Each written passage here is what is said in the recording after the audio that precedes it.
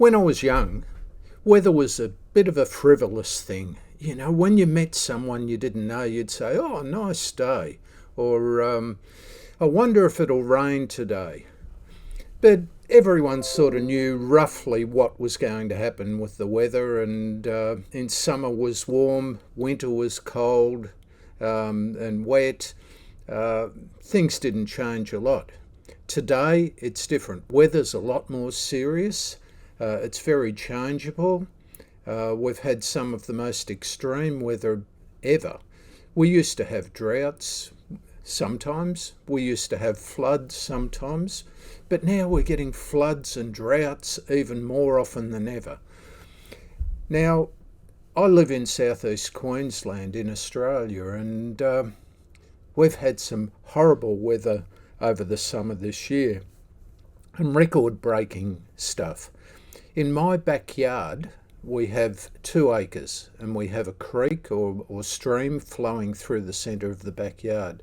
We've been there for 27 years, and the creek flooded and came up higher this year than it ever has. We can see where it's gouged out the soil either side of the embankment, and the garden areas there I've had to adapt a little bit, knowing that there'll be some flooding, but I never thought it would get as bad as it has this year.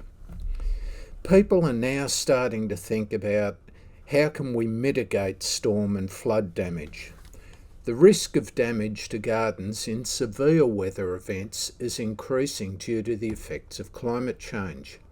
That increased risk can, however, be reduced by understanding extreme weather and what it does, and developing the landscape in a way that both softens the severity of the extreme weather and reinforces the capacity of the landscape to resist damage, and then to recover from damage.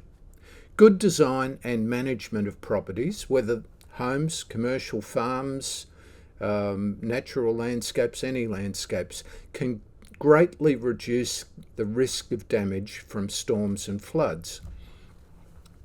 You need to design what you're doing according to the conditions, and if the conditions are unpredictable, then you need to go overboard in trying to deal with the very worst that might happen. Properties that have taken years to establish can be devastated by weather events. Trees can lose branches and be ripped from the ground completely and instantly. Other plants can be weakened, broken, or killed. Soil, paths, and driveways can be eroded. Buildings, furniture, fencing, walls, and other hard landscape features can be destroyed or damaged. Certain plantings can mitigate storm and flood damage more than others. You need to choose what you're going to grow, and you need to grow it in locations and in a way that's going to mitigate storm and flood damage if you're in an area where that's likely to happen. And increasingly, more areas are like that. A clump of trees will support each other and slow down the wind.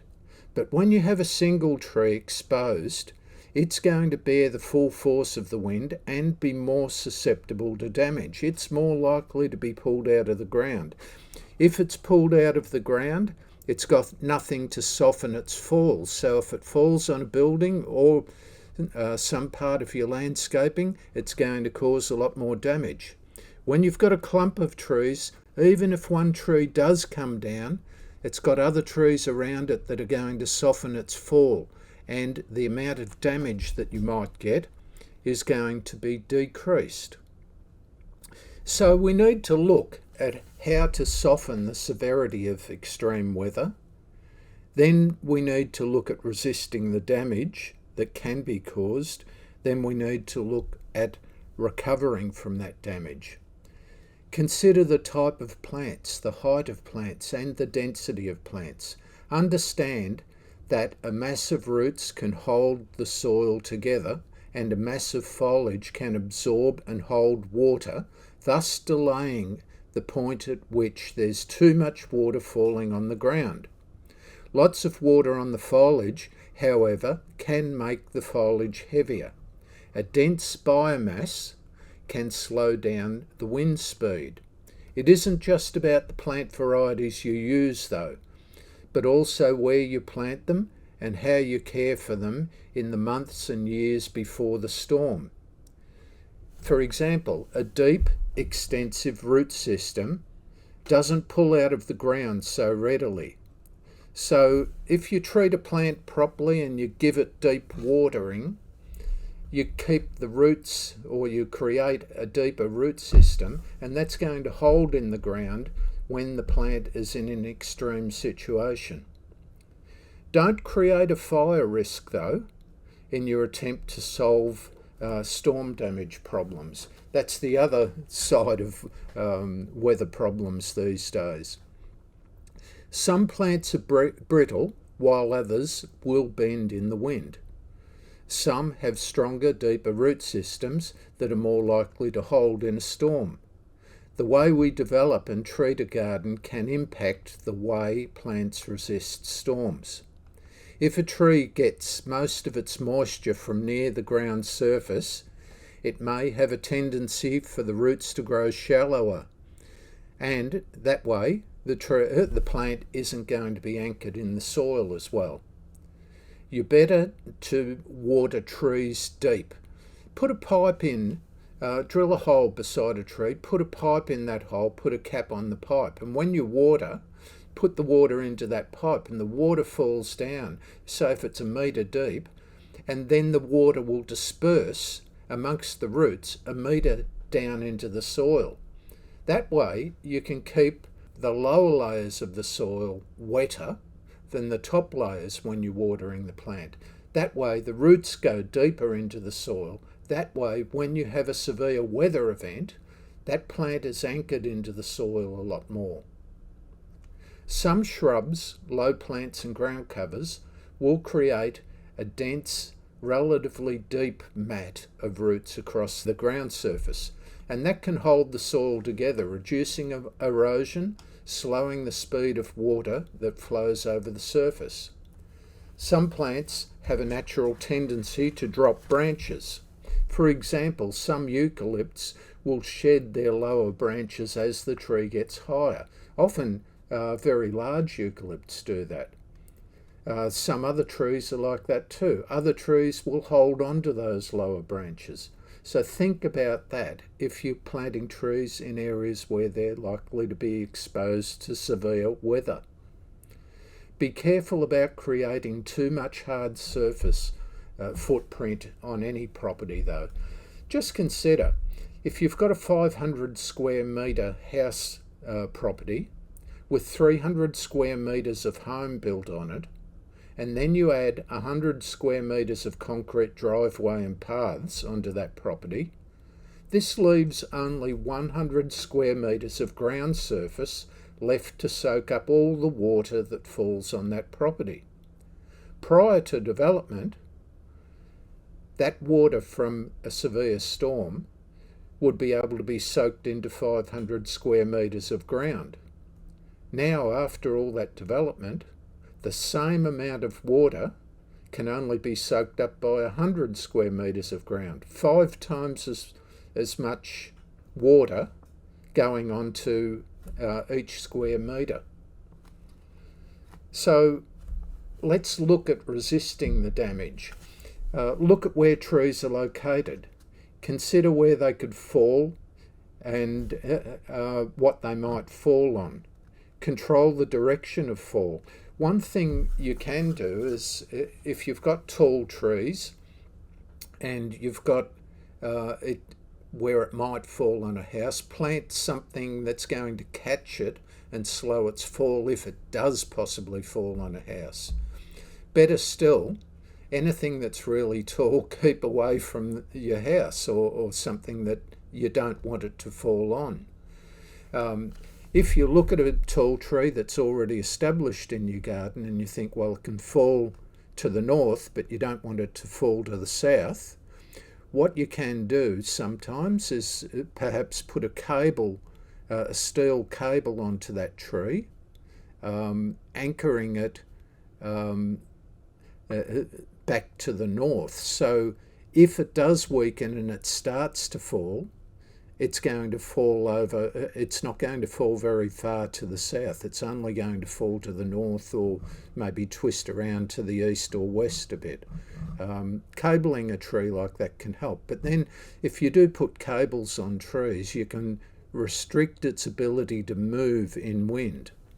One thing about trees too is when trees, as a young tree, even an older tree, can move about in the wind a little bit, that can help exercise and strengthen the root system, and you want a strong root system to hold it up. So there are a few things to think about there, but there are ways that you can sort of reduce the likelihood of damage occurring in a severe weather event. Erosion control measures need to be geared towards directing the flow of water. One way you can do that is by creating swales to slow the speed of water. So you can build landscape a slope so that the water comes down the slope and then is directed by a bit of a mound to move across the slope till it gets right over to one side and then move across the other slope. So instead of flowing down a very steep slope, it's flowing zigzag down the slope, and you're reducing the degree of slope that it's flowing over. When water flows down a steeper slope, it's going to be more likely to go faster and more likely to erode. So the whole idea of swales is to make it flow down less steep slopes, zigzagging across the slope, and that way you can reduce the erosion. You can also use that for irrigation when you've got to get water to go to where you want plants to be watered in a dry situation. But that's a side benefit. We're talking about wet weather here. Check the drainage before any impending storms and clean out those drains to ensure water flow is good. Remove any loose litter lying on low-lying areas before a storm, so there's minimal material that can be caught and moved by fast-moving water. Be aware, low-lying steep-sloped areas are particularly susceptible to being affected by fast-moving water. When those areas are mulched with loose materials such as small stones or wood mulch, the material is likely to be swept away and build up somewhere else and possibly cause problems where it settles. If a susceptible area is covered with large rocks, though, and big stones, the chances of the stone moving are reduced significantly. I've got a large flat area beside my creek, which I know is going to flood. As I said earlier, this year it was just record flooding. But that area, in the past, I've had Syngonium growing there, a creeper that's held it together in average floods in the past.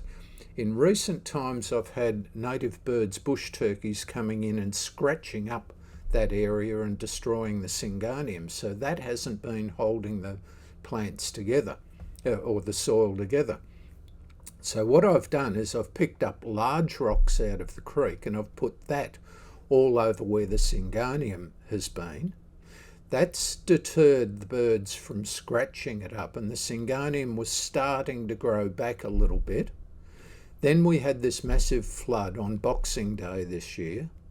Those rocks hardly moved at all because they were large rocks, and the Syngonium that was starting to grow back, that is still growing back. That wasn't washed away. If I hadn't put those rocks there, that soil would have been eroded even more, and the degraded soil and the lack of Syngonium tying it all together would have just caused a lot more erosion. Another way to reduce erosion is to cover susceptible slopes and low-lying areas with deep-rooted matting plants that will allow water to flow over it, but hold the soil together. A mown grass cover can do the job there. But you need to choose the grass varieties well. Some grasses have much deeper root systems than others. Some grasses will produce a matted cover of grass a lot better than others. So it's not just a matter of any grass will do. It's a matter of getting the right grasses there. If you let the grass grow to full size, then that's going to give the water something to grab onto and pull out of the ground. Possibly that might be not as good. If you've and it might also slow the water down and catch litter that's coming down from further up the water course. If the grass is mown, it allows water to move over the surface and flow away a lot faster, and not sort of dam up behind and cause a greater depth of water behind it. So mown grass is good. Choose the type of grass well. Be careful when you're creating a surface sheet on a steep slope. Sometimes people will put like mulch mat on a steep slope, and then you have a massive storm and floods, and everything just washes down the hill, including the new plants you've planted there. Sometimes people will might buy turf in sod form and put lots of turf on a steep slope, hoping to stabilise the slope that way. But then if you get a severe storm, all of that turf can just wash down to the bottom of the slope if there hasn't been enough time for it to establish and get deep roots into the ground underneath that carpet of sod that you've put on the top. You need to be mindful of not just creating a surface sheet on a slope. A slope really needs to be, whatever you get growing on it, it needs to be pinned right into the soil. So you need those deep roots, like I said before. A water absorbent surface can be an advantage too. It can soak up water. If you've got organic matter on a surface, that can hold more water. But like I said, organic matter like wood chip, that might just be picked up by a severe flood and taken away and leave the surface bare and then exposed to further erosion. So it depends on the situation. A deeper topsoil can be better for draining into the subsoil. A well-draining subsoil is going to be better than a subsoil of stone or rock or heavy clay, which is going to be very hard to wet. Sometimes the soil can be very dry even after a flash flood. When you get a few inches down or a few centimetres down into the soil. And this may be because the nature of the soil, it's just hard to wet. If the subsoil is too heavy because it's clay, that can be made more friable and more able to absorb water by using gypsum and applying it and improving the soil over a period of time prior to the flooding. The other factor though is sometimes waxes or lipids, fats which are in organic material can coat soil particles, and that can repel water, and that might be why the water isn't being absorbed into the soil and it's building up more on the surface of the soil. You can overcome that by using chemicals which are called soil wetters that can be bought in a plant nursery or garden centre. Applying soil wetters, if you've got soil that doesn't wet well, can also mitigate the problems from flooding. So after you've flooded though, the soil is wetter, the water table is higher. So subsequent storms after that, if they keep going on for weeks, can reach a point of causing damage a lot faster. After a storm, also weed seeds can be dispersed from far and wide, and unless they're controlled ASAP, new types of weeds can invade previously not contaminated area. It can be same can happen with disease, plant diseases, fungal diseases, root rots. Anything can be washed down from further upstream or uphill of where those plants are growing. It can be important to re-establish desirable plants as soon as possible in order to compete with invading weeds. If damaged gardens are left bare for too long, weed growth will inevitably become a problem. Cleaning up after a storm can be easier if the garden's designed with that in mind. And if you have good access and you use the right techniques. I've got an electric wheelbarrow that I got about a year ago, and that is so easy to move heavy things around. As I'm getting older, it makes the work far easier than what it was in the past. And this time, after the Boxing Day storms this year, it's been really a godsend to be able to use that wheelbarrow to just pick up the rubbish. I've had all sorts of rubbish washed down from my neighbours upstream into the creek bed, and I've been able to just pick it up, put it in the wheelbarrow and carry it up to the front of the house where I can then take it off to the tip. If you use the right tools, that can make a big difference. So here's a few other tips too. Avoid removing the biomass. Vegetation that falls or dies after a storm does need to be removed from where it fell, either for aesthetic or practical reasons. If it's just left there and you get another storm, you're just going to get it creating dams and causing the water to dam up behind it and cause even more damage on your property. Or that's possible depending on your landscape.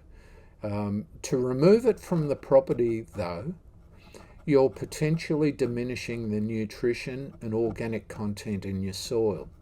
So it's always better to compost or chip or mulch the material, any organic material that's died or fallen after a storm. Do that on higher ground though, where it isn't going to cause a problem.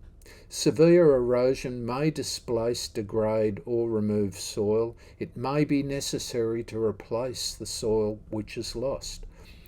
Low-lying flooded areas often collect a layer of silt after heavy storms or flooding, and that silt can become a fertile place for weeds to thrive, even on top of mulch mat. Silt can build up and also change drainage patterns, and it can clog up drains. So you need to attend to all those sorts of things. Finally, the other thing to think about are any water features you've got or bodies of water, ponds, pools, lakes, streams. Silt from a flood can build up and largely be unnoticed. The balance of any water ecosystem can become unbalanced. Water quality and depth can change, and you might not notice that that's happened. One of our neighbours has a dam, and he came in the other day and he said he didn't notice any difference at first, but then he got out into the centre of his dam and he realised after the recent floods, the depth of the dam had gone from 2 metres deep in the centre to only being 1 metre deep in the centre. Health issues can also emerge, anything from mosquitoes to a build-up of dangerous microorganisms, and health issues for plants too. When there's a lot of moisture around, you can get a lot of fungal problems, you can get wood rot, roots can start to rot. If you've used the right sorts of plants, some plants can withstand being submerged in very, very wet soil for a long time, and then if they go through a drought, also stand or tolerate dry periods. Other plants can't tolerate the dry but might tolerate the wet, or can't tolerate the wet but may tolerate the dry. Again, this comes back to thinking about what you're planting right from the very beginning. With global weather changes, it's going to require us to change how we think about our garden and have gardens which are more adaptable to varied conditions than what we've had in the past.